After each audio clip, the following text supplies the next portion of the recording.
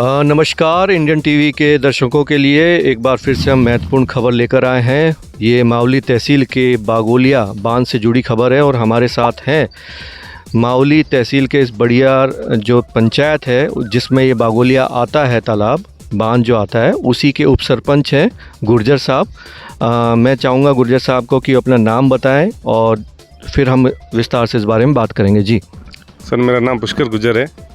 मैं यहीं ग्राम पंचायत से हूँ, बड़ियार से।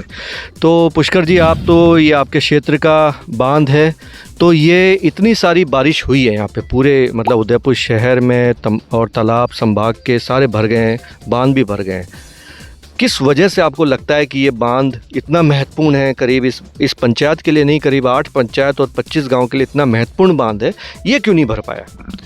इसमें मैं समझता हूँ कि बड़े दुख की बात है कि इस बार मेवाड़ में जहाँ भी रोज़ अखबार में पढ़ते हैं, किसी रिश्तेदारों से बात सुनते हैं कि हमारे यहाँ पे इतनी बारिश हुई है, हमारे यहाँ पे भी इतनी बारिश हो रही है कि हमारा तालाब भी भर गया, हमारा तालाब भी भर गया, या अखबार में पढ़ते हैं, तो हमें बहुत दुख होता है कि हमारा तालाब नहीं भर पाया। दूसरी बात ये है कि यहाँ उदयपुर का पानी, हमारे मेवाड़ का पानी, आप समझ लो कि जयपुर जा रहा है।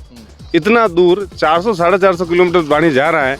सरकार ने उसकी व्यवस्था कर रखी है जयपुर वाला, क्योंकि वहाँ पे विधानसभा है, वहाँ पे लोग नेता बैठते हैं। हमारे यहाँ पे क्या है कि हम ग्रामीण परिवेश के लोग हैं, जनता गरीब है और उनको ज़्यादा बेचारे कहाँ जाएं। और हर बार जो विधायक भी बन के आते हैं लोग, नेता आते हैं और आते एक ही मुद्दा है, पूरी मावली जो विधानसभा है उसका एक ही मुद्दा है, क्योंकि इसका जो 8 पंचायतों और 25 गाँव में तो इसका नहर से पानी जाता है।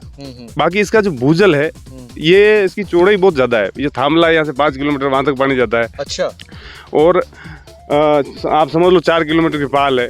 इससे जो वाटर लेवल है पूरी मावली विधानसभा में इसका इंक्रीज होता है। तो आप बता रहे हैं कि 4 किलोमीटर लंबी पाल है, बहुत लंबी पाल है। हमने अपने दर्शकों को भी दिखाई भी है पुराने वीडियोज़ में, पुरानी खबरों में, और अभी हम पाल पे ही खड़े हैं। आप देखिए इसकी लंबाई देखिए, जिसका कोई छोर नहीं है।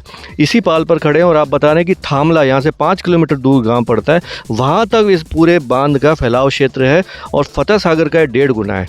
तो ये नहीं भरने का पीछे एक ही कारण है कि यहाँ के जो राजनेता हैं उनकी उदासीनता की वजह से ही हो रहा है, क्योंकि जयपुर तक तो पानी जा रहा है लेकिन बगल से होके बह के जा रहा है। ये कितना दुख आपको लगता है? इसके लिए पीछे कितनी राजनीति का इसके लिए आप जिम्मेदार मानते हैं? इसमें 100% मैं समझता हूँ राजनीतिक उदासीनता ही है, क्योंकि जो विधायक बनने के लिए आते हैं, और जैसे कि इस बार भी धर्मनारायण जी भी आए, मैं साफ साफ बोलता हूँ क्योंकि मुझे मेरा अंदर में आत्मा दुखती है। बाहर की बात, धर्मनारायण जी भी आए, उन्होंने भी आगे बड़ी बड़ी बातें करी, तो लोगों ने यहाँ के एक छत्र उनको वोट दिया।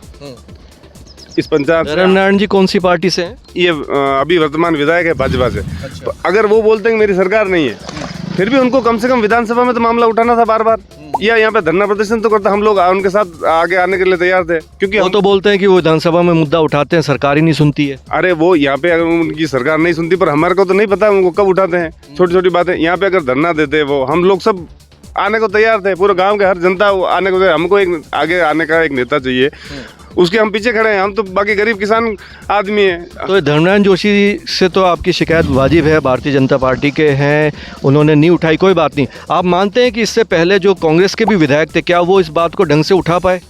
बिल्कुल, उन्होंने भी ढंग से नहीं उठाई। उनकी भी उदासीनता का ही कारण है, क्योंकि अगर वो उठाते तो आज आपके सामने पानी भरा होता। उन्होंने बागोलिया को भरने की कौन सी 2 नहरें आप मानते हैं कि जहां से पानी इसको भर सकते हैं, जिसके लिए सरकार के पास DPR भी गई हुई है, बजट भी है, सैद्धांतिक रूप से स्वीकृत है, लेकिन जारी नहीं हुआ? तो कौन सी 2 क्षेत्र की नहरें इसमें आ सकती हैं? मैं समझता हूँ कि DPR जो बनी हुई है, उदय सागर का पानी हर साल ओवरफ्लो हो रहा है, हर साल। वहाँ की DPR भी बनी हुई है। मैंने कहीं पढ़ा भी था जब कि कुछ 20 करोड़ के आसपास उसकी DPR बनी है। 6 लाख का खर्चा भी किया सरकार ने उस टाइम पे, मैंने अखबार में पढ़ा था। सर्वे उसको DPR बनाने के लिए, DPR के लिए। तो वो DPR बने हुए 5 साल हो गए, तो उस पर क्यों काम नहीं हुआ? नहीं हुआ तो किसने उस बात को उठाया? कौन से नेता ने उठाया? क्यों नहीं उठाई? ये जिम्मेदारी कौन लेगा? हम कब तक किसके सामने हाथ जोली फैला के दौड़ते रहेंगे? तो ये हर चुनाव में मुद्दा होता है? हर चुनाव में मेरी उम्र हो गई 35 साल और मुझे 15 साल की उम्र से लगभग छोटा मोटा ज्ञान है, तो 20 साल से मैं हर बार सुन रहा हूँ हर नेता आते हैं, मैं भी, हम छोटी मोटी जो नुक्कड़ यहाँ पे आके सभा लेते हैं, हर सभा में जाते ही हैं, यही मुद्दा उठता है। गांव के लोग आते हैं, 10 गांवों के लोग आते हैं, वो बोलते हैं मैं भरूंगा, जो होगा जो मैं भरूँ, बाकी आपके गाँव में पाँव नहीं रखूंगा। ऐसी बातें करते हैं, फिर भी भूल जाते हैं। अब क्या करें बताओ आप। जो अब इसमें एक नया संगठन है किंग सेना मातृभूमि दंग संघ, इसके मुद्दे को भी उठा रहा है और वो माही से पानी पूरे मेवाड़ संभाग के जितने भी तालाबों में झीलों भरने की बात कर रहा है। वो संगठन ने भी ये मुद्दे को उठाया है। तो आपको उस संगठन में कितनी गंभीरता लगती है, या लगता है कि वो करेगा इस काम को तो ठीक है, या राजनेताओं के भरोसे आपको लगता है, किस तरह से काम देखते हैं? हमारे को, हमारा अल्टीमेटली मकसद है ये तालाब भरना, और इसके लिए जो काम करेगा उसके लिए हम, हमारे विधानसभा, पूरी विधानसभा मान लो, और आसपास की 10 पंचायत तो है ही है जिनके नहर से पानी जाता है, वो तो उनके साथ 100% उनके साथ तैयार है। वो जहाँ खड़ा करेंगे, यहाँ आके खड़े हो जाओ तो यहाँ खड़ा होने के लिए तैयार है। पर हमारा मकसद यही है कि हमारे गाँव का ये पानी, ये तालाब भरे, तालाब भरे बस। तो हमारे साथ में उप सरपंच हैं पुष्कर जी गुर्जर साहब।